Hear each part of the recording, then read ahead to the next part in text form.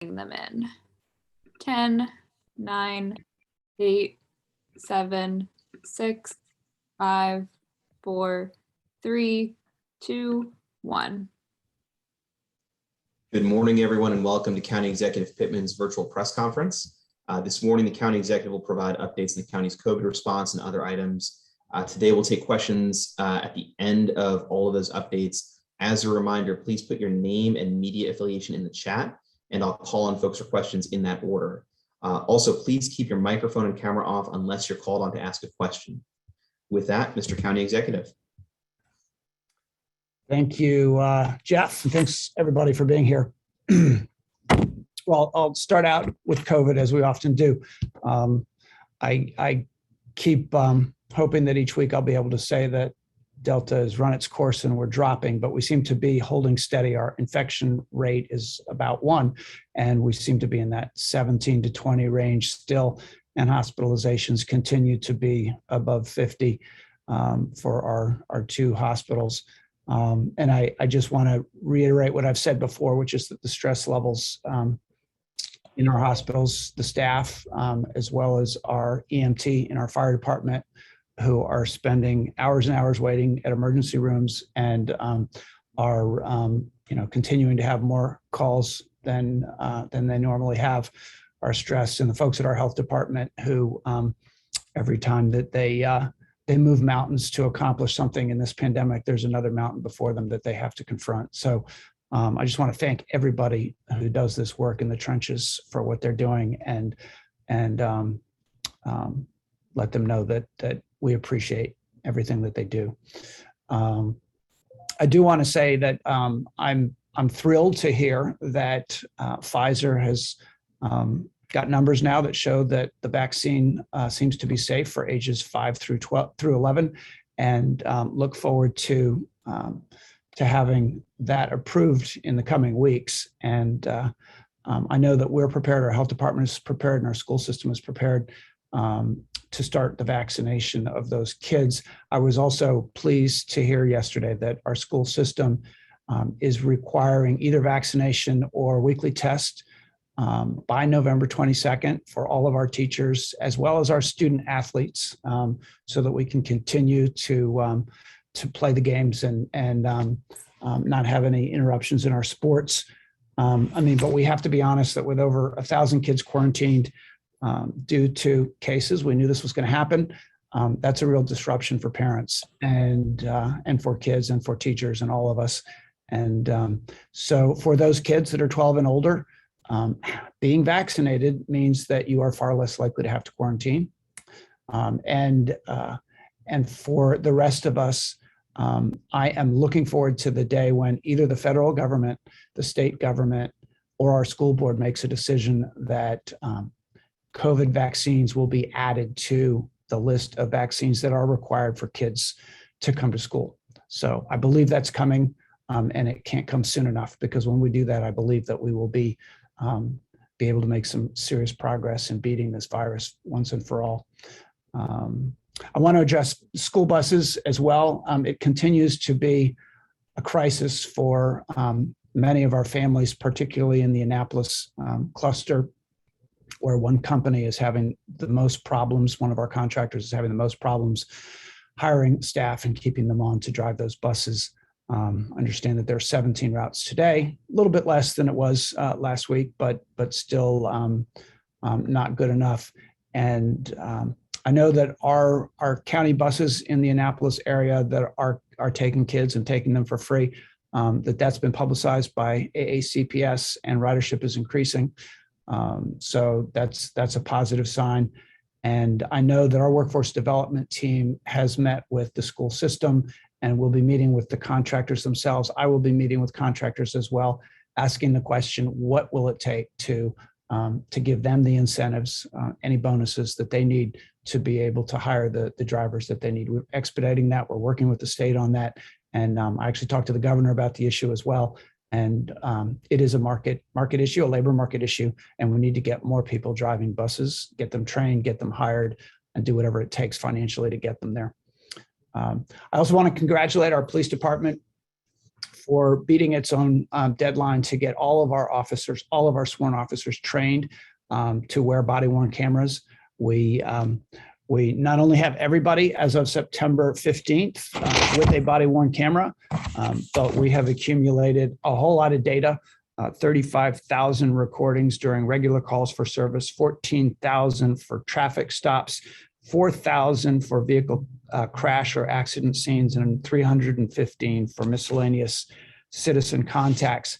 And of course, we have a staff that can review these, be used for training purposes, being used when there's questions about what went on out there. And I have no doubt that it's already building trust between community and police. And I've heard from a lot of officers that now that they have them, they really do understand the benefits of it, and it's working very well. So thank you, everybody, for supporting that.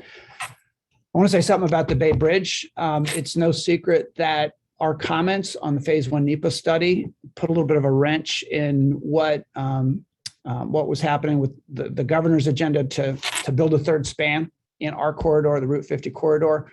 I have acknowledged that, of course, we have a traffic problem and it's a corridor problem. It's not necessarily about building to us a third span. And what I've done is talk to the leaders of the Broadneck Council of Communities, and I've sent them a letter that we've also posted online that you can access, that they're going to be meeting with Jim Ports this week, Maryland Department of Transportation Authority Director, and letting them know that they, I believe, and we and our partners on the Queen Anne side, met with the commissioners over there, met with Councilwoman Fiedler, and I talked to the governor about it last week, that if we change the focus and we say that what we want is a replacement of aging infrastructure, and that replacement infrastructure accommodates the traffic flow in the corridor, and we address the whole corridor, we can support building a new bridge to replace especially the southbound that hasn't been worked on and is beyond its years. If that new bridge can accommodate the traffic, potentially accommodate additional transportation modes, so that we can all work together to get the next phase of the NEPA study funded and done so that we can move forward to address the traffic. So the governor was pleased to hear that we and Queen Anne County and the community are in alignment, and it's in alignment with what I think his intentions are. We just have to be clear that we are not going to put a third span over Sandy Point State Park and have major environmental destruction as a result of that. So, and then another issue that I addressed in my call with the governor was Crownsville Hospital Center. I think we reported last week that the state has made a decision that they do want to surplus that property. I got a letter from the Department of Health Secretary as well just a few days ago, saying that it's their intention to transfer that land to Anne Arundel County. And I talked to Governor Hogan, and he is enthusiastic about our vision for turning that into a area for recreation, preserve the nature that's there, and create a place for healing. So I think we're in alignment there. I've appointed a team, an internal team, to start that work, to both on the legal side for the property transfer, but also on the vision side and assessing the needs. We're certainly going to be going to the state to get assistance, financial assistance, to clean up and demolish some of the buildings and then preserve some others. So that is underway, and we will be engaging a community stakeholder group as well to get to work on that.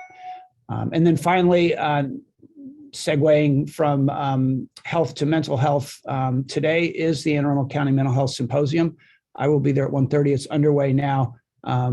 It's our twice-year opportunity to sit down, our Department of Health and our mental health agency, with the fantastic providers that we have in this county, and talk about what's going well, what the needs are that still aren't being met. And so I look forward to meeting with them at 1:30 today. So back to you, I guess, Jeff or Dr. Kalyanaraman. I think Dr. Kalyanaraman has some comments as well on COVID, or maybe on other things as well. Thank you. Thank you, County Executive. I'll start off with our data where we are. we're seeing that our hospitalizations are staying fairly stable in that 50 to 60 range that we've been talking about for a number of weeks. We talked last week about the effect this is having on our hospitals. Arundel Medical Center did have to delay a small handful of elective surgeries, but aren't planning on doing more deferrals at this point, which is good news, unless we see an uptick in hospitalizations. Our case rate is stable. It's hanging around between 17 and 19. That is a pretty high level, and we're seeing our vaccinations continue to tick up slowly but surely. We now have 76% of everybody who's eligible, so those 12 and up, who are vaccinated with one dose, but we've got to get that higher. Critically, there's a few things I want to note. Yesterday, the health department, in partnership with Recreation Parks, sent a letter to club and recreation sports. Some of our sports teams and leagues have been really great partners in terms of contact tracing and preventing the spread of COVID, but honestly, not everybody has. We've had trouble getting rosters or contact information, both from leagues and from parents, and that's delayed or prevented contact tracing. So we really are asking all sports leagues to and participants to help with a few things. One, encouraging all unvaccinated players, coaches, team staff, spectators to get vaccinated. Really important point is that vaccinated players who are close contacts don't have to quarantine as long as they don't have symptoms. So that means they can continue to play. However, if you're not vaccinated and you're a close contact, you may have to quarantine, and that's obviously very disruptive for teams. That's painful for the kids who are playing. So really want you to just get your shot. The other piece is making sure that leagues provide complete rosters, including names and phone numbers, to the health department when there is a case and we need to do contact tracing. We're not storing that information. We don't need that in advance. We just need it at the time if there's a case. And that's really going to help prevent further spread and keep as many kids on the field as possible. Really glad to see that AACPS instituted a vaccinate or test weekly strategy for student athletes and for their staff, and for the student athletes in particular. It's going to keep them healthy and on the field. One thing I want to note is that at this case rate, between 17 to 20 per 100,000, and with kids back in school, the contact tracing demands have increased significantly in the county. And this is not something that's unique to our county. This is happening throughout the state. Because of this, we're putting into place a few changes. In March of this year, Anne Arundel County was the last large county to hand off responsibility for contact tracing to the state system, that's the NORC system, to share with us. We continue to be primarily responsible for high-risk environments, schools, daycare centers, nursing homes, jails, other types of settings where there are a lot of people. But we do rely on that state system for the lower risk. So an individual who's going about their day, going to work, those kinds of folks will be contacted by the state. What this means is that if you're a close contact of a positive case and you're not in that high risk group, it may take longer for you to receive notification for the state, or in extreme cases, you may not receive notification. That is a consequence of these high case rates. We are obviously trying to avoid any situation where we don't reach out to someone, but we do have to prioritize the highest risk settings. And so if you do find out that you're a positive case, please inform folks who you think are close contacts, so your friends, your family, your employers, and let them know that they may have been exposed. We need your help to do this work. I want to reiterate that COVID is a vaccine preventable death. It's extremely effective, even with Delta, decreases hospitalizations, decreases cases, and everybody has got to take positive steps to prevent and decrease the spread of COVID. On that front, there's really good news on the vaccine front. Pfizer announced that their studies are showing good immune response in kids 5 through 11. This announcement is typically another step towards FDA consideration for approval, and that we expect to happen in the next month or so. And then the CDC, the Advisory Community on Immunization Practices, is looking at the indication for booster shots as well. And so we've got more vaccine news coming in the next month. We expect an increase in demand for vaccines. And we at the health department and our partners in primary care offices and pharmacies are ready for that. With that, I will turn it back over to you, Jeff. All right, we'll open up our questions with John Fernay, Ion Annapolis.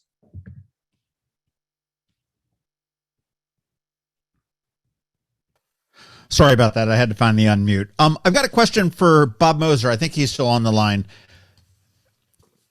Morning, John. Hey, Bob. Do you know if there are many routes that are been canceled without notification to you? Because I've heard of two in the last 2 days where students essentially have been left stranded, one at Magathie Middle and one at Annapolis High School this morning.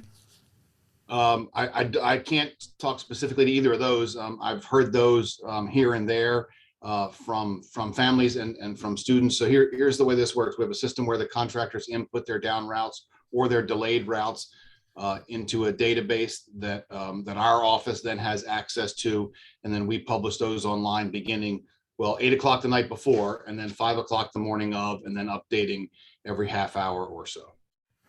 Okay.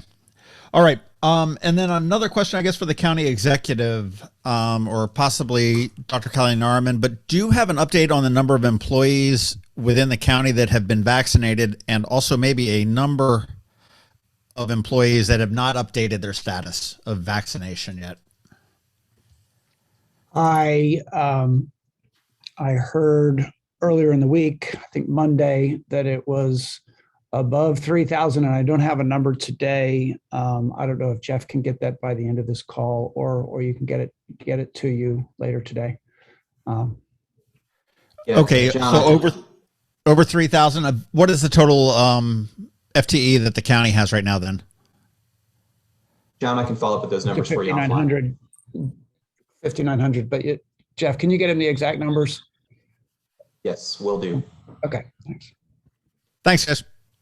Next up, Rita Rich on traffic accidents. Yeah, there were two major traffic incidents, one on Forest Drive and one along Route 100 years ago. Not too long ago, though. Previous mayor of Annapolis and the county executive, former county executive, Mr. Shu, talked about having some sort of partnership in traffic and congestion control, using drones and other ways of monitoring the flow of traffic in the city and through the county. I was wondering if any further thought has been given to traffic congestion in routes that connect the city through and connect it through the county turf.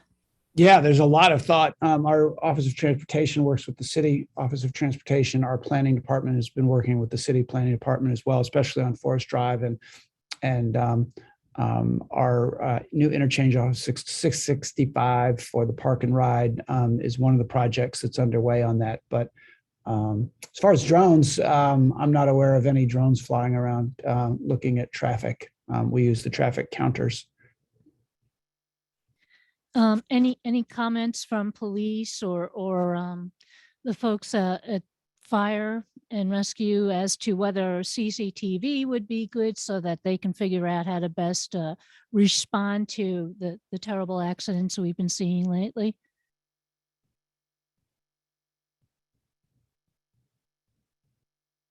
This could go for us, or it could go to police. Rita, I'm going to follow back up with you with some of our folks from our police department.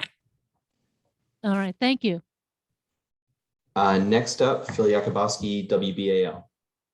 Good morning, everybody. Just a quick question on vaccinations. As far as this system goes, when it's available for kids, what's that going to look like? Will you do mass vaccinations within schools? And what's the process of adding the coronavirus vaccine to the list of requirements for kids to get into school? Is that a school system decision? Is that a county executive decision?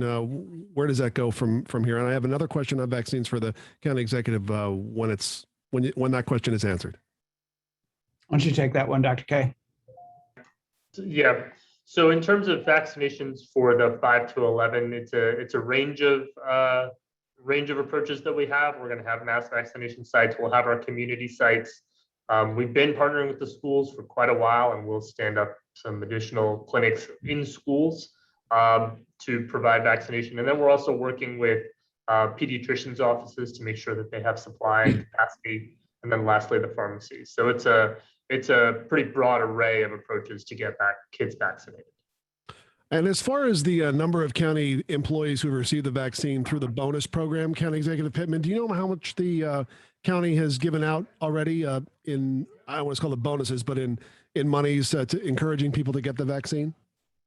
Well, that's the number that Jeff is getting exact. It was over 3,000 as of Monday. So we're a little over halfway through. People need to register online to show us their proof of vaccination. So that's underway. But it's everybody who has been vaccinated. It'll be interesting because this gives us data that we didn't have before, exact data on who's vaccinated, and we will also see how effective the incentive is for the people who got vaccinated after we announced the incentive. Are the people who we want to measure to see how effective it's been. Thank you. Thank you, Phil. Folks, a reminder, if you have questions for the county exec, please put your name and media affiliation in the chat. Last call for questions.